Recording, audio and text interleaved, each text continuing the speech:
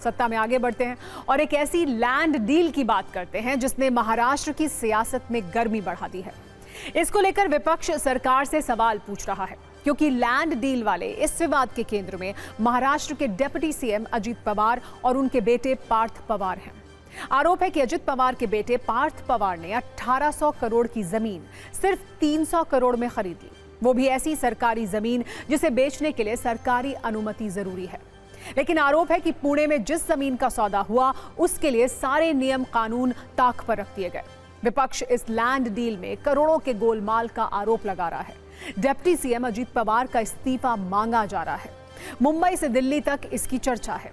इसीलिए आज इस लैंड डील की एक एक जानकारी देने के लिए हमने एक खास कुंजी तैयार की है।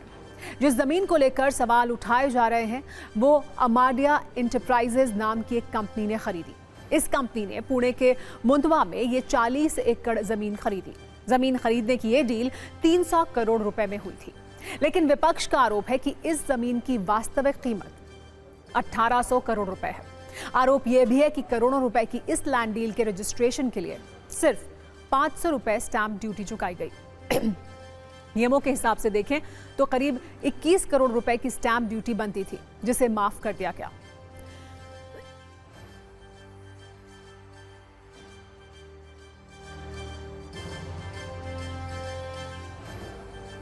जिस अमाडिया एंटरप्राइजेज पर यह पूरा घालमेल करने का आरोप है, अजित पवार के बेटे पार्थ पवार उस कंपनी में हिस्सेदार है। हालांकि इस मामले में दर्ज एफआईआर में पार्थ पवार का नाम नहीं है। कहा जा रहा है कि ऐसा इसलिए हुआ क्योंकि वो लैंड डील का रजिस्ट्रेशन कराने नहीं गए थे। अजित पवार के बेटे पार्थ पटेल की कंपनी के दूसरे हिस्सेदार दिग्विजय पाटिल का नाम एफआईआर में है। इसके अलावा जमीन बेचने का सौदा करने वाली शीतल तेजवानी के नाम भी एफआईआर दर्ज की गई है। कहा जा रहा है कि शीतल तेजवानी ने ही इस जमीन को बेचने की डील की थी। यहां चौंकाने वाली बात यह है कि जिस जमीन को पार्थ पवार की कंपनी ने खरीदा वो महार वतन की जमीन है। महार वतन वाली जमीन वो होती है जिनका मालिकाना हक तो सरकार के पास होता है, लेकिन वो दलित महार परिवारों को सिर्फ इस्तेमाल के लिए दी जाती है। इस जमीन को बिना अनुमति ना कोई खरीद सकता है और ना ही बेच सकता है। अजित पवार के बेटे पर जिस जमीन को खरीदने का आरोप है वो भी ऐसी ही आरक्षित जमीन थी। बताया जा रहा है कि करीब 272 लोगों ने आरोपी शीतल तेजवानी को इस जमीन के लिए power of attorney the. Power of attorney मिलने के बाद तेजवानी ने सरकारी अधिकारियों से संपर्क किया। आरोप यह है कि तहसीलदार सूर्यकांत येवले ने अवैध आदेश जारी किए और सरकारी भूमि को निजी घोषित कर दिया गया, जिसके बाद शीतल तेजवानी ने पार्थ पवार की कंपनी से जमीन खरीदने के लिए संपर्क किया।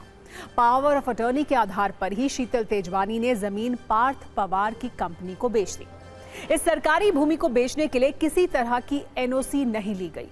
इतने गंभीर आरोप सामने आने के बाद विपक्ष ने अजित पवार के इस्तीफे की मांग की। सियासी कलेश बढ़ता देख सरकार ने तुरंत एक्शन लिया। मामले में 2 रेवेन्यू अधिकारी निलंबित कर दिए गए। विवाद बढ़ने के बाद इस लैंड डील को भी रद्द कर दिया गया। मुख्यमंत्री फडणवीस ने जांच के लिए हाई लेवल कमेटी बनाई। जांच का जिम्मा अतिरिक्त मुख्य सचिव विकास खाड़गे को दिया गया, जो सभी अनियमितताओं की जांच करेंगे और 1 महीने में अपनी जांच रिपोर्ट भी देंगे। जांच और कार्रवाई की बात कहकर लैंड डील पर उठ रहे सवालों को शांत करने की कोशिश की जा रही है। इस मामले को लेकर डिप्टी सीएम अजित पवार ने सीएम फडणवीस से मुलाकात भी की। लैंड डील को लेकर शरद पवार परिवार की तरफ से भी सवाल पूछे गए। सुप्रिया सुले ने कहा कि आखिर सरकारी जमीन को कैसे बेच दिया गया, इसकी जांच हो। अजित पवार ने सफाई देते हुए कहा कि उन्हें इस डील की कोई जानकारी नहीं थी, ना ही सरकारी जमीन होने की जानकारी थी। जैसे ही जानकारी मिली मैंने खुद जांच की मांग की। वैसे दिल्ली तक सियासी हवा गर्म है। कांग्रेस नेता राहुल गांधी इसे वोट चोरी से बनी सरकार की जमीन चोरी बता चुके हैं। दूसरी तरफ महाराष्ट्र के सीएम फडणवीस ये कह रहे हैं कि दोषियों पर एक्शन जरूर होगा। महाराष्ट्र में इसको लेकर किसी तरह का सियासी युद्ध छिड़ा हुआ है। इसी रील में आप भी देखिए।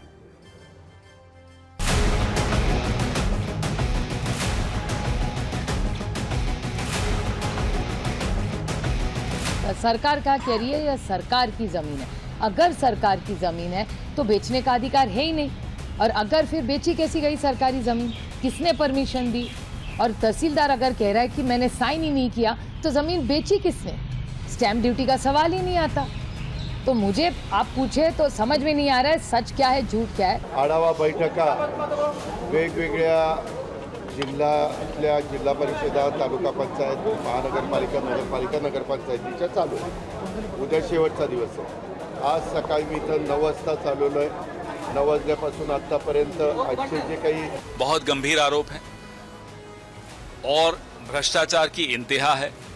मुझे लगता है कि इसकी जांच, गंभीर जांच भी होनी चाहिए और मामले की तह तक हम सबको जाना चाहिए। जी काही माझ्याकडे माहिती आहे त्यानुसार हा जो काही करार त्यांनी केला होता त्या करारामध्ये पैशाचं एक्सचेंज हे बाकी होतं, पण रजिस्ट्री पूर्ण झाली होती। त्यांनी दोन्ही पक्षांनी ही रजिस्ट्री रद्द करावी अशा प्रकारचा अर्ज केलेला आहे। त्यामुळे त्या संदर्भातली नोटीस त्यांना इश्यू झालेली आहे। त्यामुळे पुढची कारवाई जी काय ती होईल। पण हे जरी झालं तरी देखील जी काही क्रिमिनल केस दाखल झालेली आहे ती यांनी संपणार नाही। त्या संदर्भातल्या ज्या काही अनियमितता आहेत त्याला जो कोणी जबाबदार असेल त्याच्यावर पुढची कारवाई होईल। जनता की मालमत्ता, जनता का पैसा, इसके ऊपर ये आक्रमण कर रहे हैं। और अभी ये क्यों हो चुका, इसका कारण है कि सत्ता में अजित पवार बैठे हुए हैं, उप मुख्यमंत्री पद पर हैं। अपने पद का दुरुपयोग कर कर ये जमीन हथियाने की कोशिश हो रही थी। मुख्यमंत्री जी ने जांच समिति बैठाई है और 1 महीने में उसका रिपोर्ट आएगा। जो भी है दूध का दूध, पानी का पानी हो जाएगा। विपक्ष की मांग यह है कि इसमें ईडी और इन्फोर्समेंट एजेंसियां जांच करें, रिटायर्ड जज इस मामले की जांच करे कि आखिर 1800 करोड़ रुपए की जमीन 300 करोड़ रुपए में कैसे सौदे के लिए तैयार कर ली गई, कैसे अधिकारियों ने इसमें अपने हस्ताक्षर किए और 21 करोड़ रुपए जो स्टैंप ड्यूटी रजिस्ट्रेशन का पैसा लगता है वो कैसे सिर्फ 500 रुपए के रजिस्टर्ड पेपर पर कर दिया गया। इतना बड़ा घोटाला जमीन का आखिर क्यों सरकार की नजर में नहीं आया।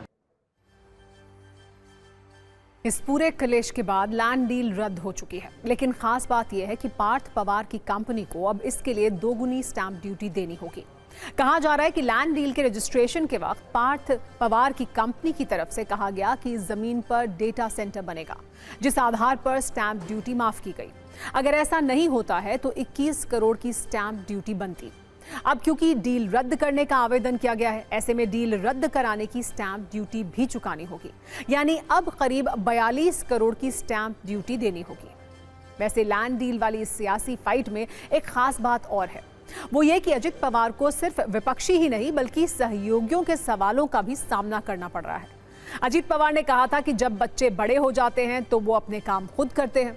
इस पर बीजेपी नेता नारायण राणे ने कटाक्ष किया, कहा बच्चे बड़े हो सकते हैं लेकिन उन्हें आज्ञाकारी होना चाहिए। महाराष्ट्र के मंत्री और बीजेपी नेता राधाकृष्ण विखे पाटिल का बयान भी चर्चा में है। उन्होंने कहा कि अगर अजित पवार ने लैंड डील का पता लगते ही तुरंत कार्रवाई की होती तो शायद इतना बवाल नहीं होता। बता दें कि विखे पाटिल और पवार परिवार पश्चिमी महाराष्ट्र में दशकों से राजनीतिक प्रतिद्वंदी रहे हैं।